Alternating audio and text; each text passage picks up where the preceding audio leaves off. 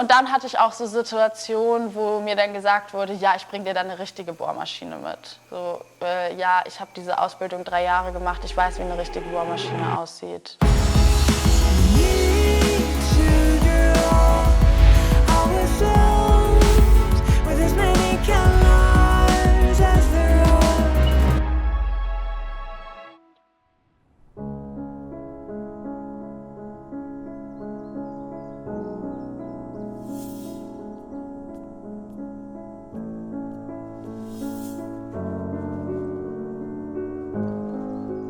Ich bin Designwerkerin, sag ich einfach. Ich bin Handwerkerin und ich bin Designerin. Ich bin Tischlerin geworden, weil ich von zu Hause aus schon relativ viel vom Handwerk mitbekommen habe. Mein Uropa, mein Opa, mein Vater sind alles Handwerker. Außerdem wusste ich schon relativ früh, dass ich einen sehr außergewöhnlichen, exquisiten und teuren Geschmack habe. Und mir war schon klar, dass ich gerade was den Bereich Innenarchitektur, Innenausbau keine Kompromisse schließen werde, besonders nicht für mich selbst. Da dachte ich mir, naja, wenn ich mir die Möbel leisten will, die ich irgendwann mal haben will, dann muss ich es selber machen. Und so hat das Ganze irgendwie angefangen.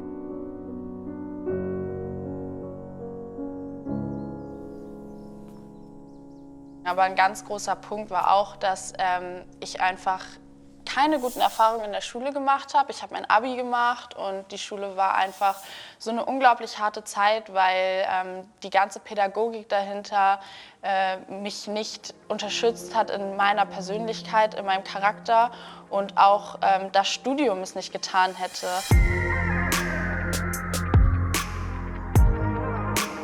Ich muss immer Dinge tun. Ich muss meine Ideen und ich muss meine Kreativität voll ausleben. Da habe ich eine Ausbildung einfach als den richtigeren Weg gesehen, obwohl ich Abitur gemacht habe. Ich finde an den Tischlern so gut, dass ich die Möglichkeit habe, mich 100%ig auszuleben. Und ich finde an dem Beruf einfach wunderschön, dass es keine Probleme, sondern nur Lösungen gibt. Natürlich, dass du am Ende des Tages etwas vor dir hast und weißt, was du getan hast.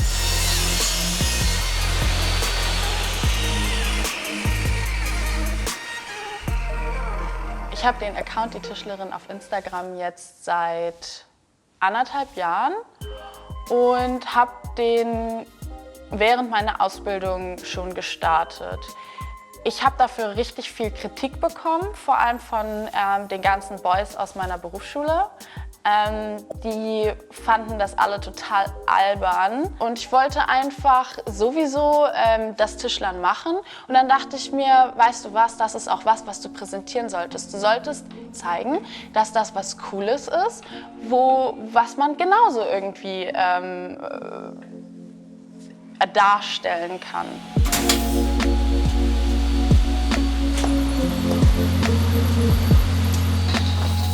Frauen haben leider teilweise noch mit zu vielen Vorurteilen im Handwerk zu kämpfen.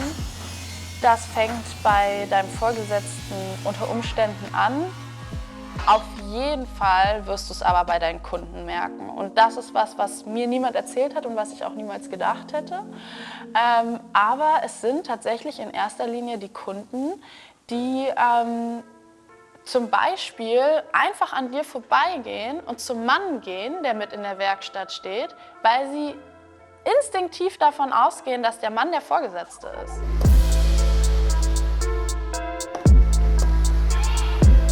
Ich persönlich habe die Erfahrung gemacht, gerade in meiner Selbstständigkeit, dass ich auf der Baustelle nicht ernst genommen wurde als selbstständige Tischlerin, dass mir gesagt wurde, ich hole mir jetzt einen richtigen Handwerker, was nichts damit zu tun hatte, dass meine Leistung nicht gestimmt hat, sondern einfach der schwächstmögliche Punkt angegriffen wurde, um nicht zahlen zu müssen quasi. Und dann ist man auf meine Weiblichkeit gegangen, was ich halt schon echt immens enttäuschend fand. Und dann hatte ich auch so Situationen, wo mir dann gesagt wurde, ja, ich bringe dir dann eine richtige Bohrmaschine mit. So, ja, ich habe diese Ausbildung 3 Jahre gemacht, ich weiß, wie eine richtige Bohrmaschine aussieht. Und das sind halt so die Sachen, die tun weh.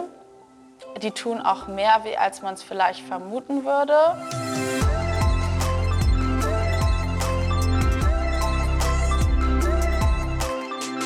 Frauen an sich müssen einfach aufhören, sich selbst Grenzen zu setzen. Und es ist natürlich so, dass über die letzten Jahrzehnte einem diese Grenzen von anderen gesetzt worden sind und sich das irgendwo auch in den Köpfen eingeschweißt hat. So traurig das auch ist und so ungerechtfertigt. Aber genauso wichtig ist es auch, dass eben jetzt der Moment ist, wo die Frauen aufhören, sich sowas sagen zu lassen, aufhören, das noch in ihren Köpfen zu tragen und anfangen, aktiv dagegen zu arbeiten und sich selbst zu sagen, egal was ich möchte, egal was ich mir vorstelle, ich kann das erreichen. Das ist ein altes Vorurteil, was nie eine Daseinsberechtigung hatte.